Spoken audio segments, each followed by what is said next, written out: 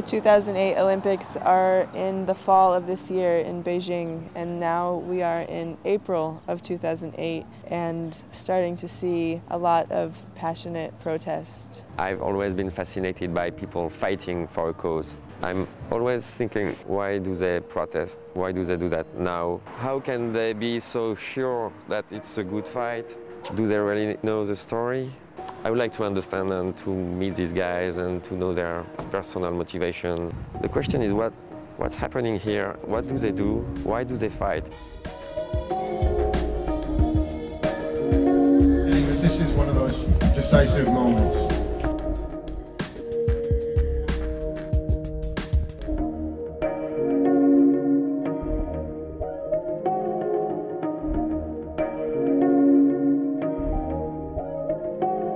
It's 50 years of history of repression under the Chinese Communist government. This has resulted in many deaths, more than 1.2 million by now, of the 6 million Tibetans, and a lot of repression of religious freedom, freedom of speech.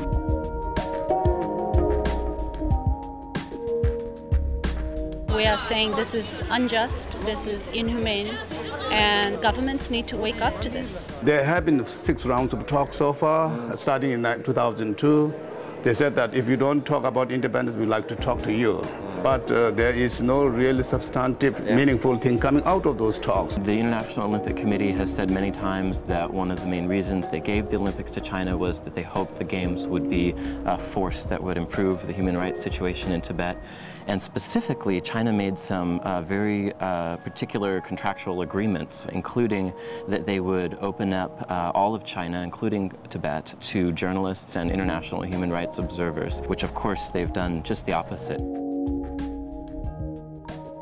Our primary demand has been for the International Olympic Committee to cancel the torch run through Tibet. We realize that, San Francisco is known throughout the world as a city of conscience and a place where people care about justice and human rights. And for them to bring the torch here on its way to Tibet was a kind of opportunity that we just couldn't take lightly. And so we did the biggest thing we could think to do, which was scale the Golden Gate Bridge. Once I started going and once I got out of reach with the banner, this sense of relaxation and purpose really just did come over me completely. At times I didn't feel like I was actually the one climbing the cables. It felt like I had this whole community behind me. Like my muscles weren't moving, my bones weren't moving. We want to have them hear from the whole planet very clearly that the only way they're going to be accepted on the global stage in the modern world is if they improve their human rights. I had a phone on me up there.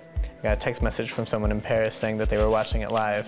And it just hit me in this incredible way and just knew that that was what we needed to start changing this dialogue. This is the first time in the 50 years that the scale of demonstration that you have seen in the last 2 or 3 weeks has taken place.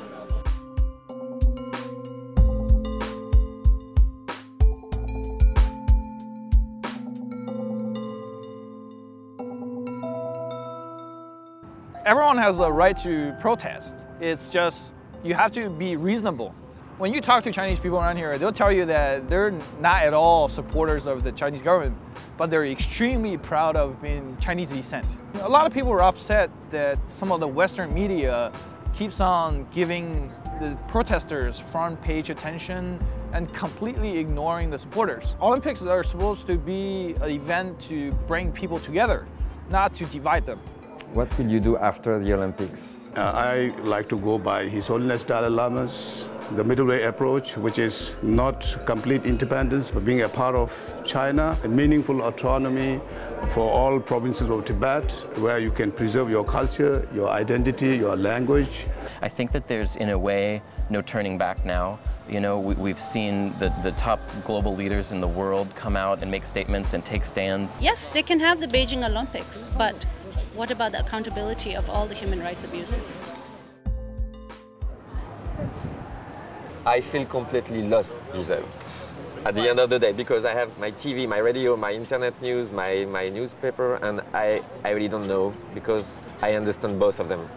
I understand the Chinese because it's the biggest event that could happen after 60 years of communism, and I understand the Tibet people because what's happening there is not acceptable. And this takes place at the same time with this light on it, and we are all and we are all like passionate by that, but at the end of the day, I don't know. I don't know. So what do we do now? So what do we do now? I just talk. I think the best thing is to talk, dialogue, communication, conversations, because if you don't do that, the big risk is just war. So let's talk.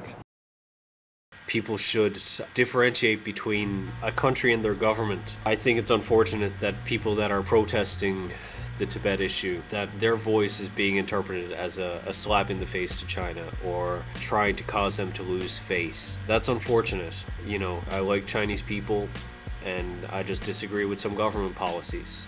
And if anyone here asks me that, I'll tell them flat out. I think it's unfortunate that some people do that and they equate a government with their people.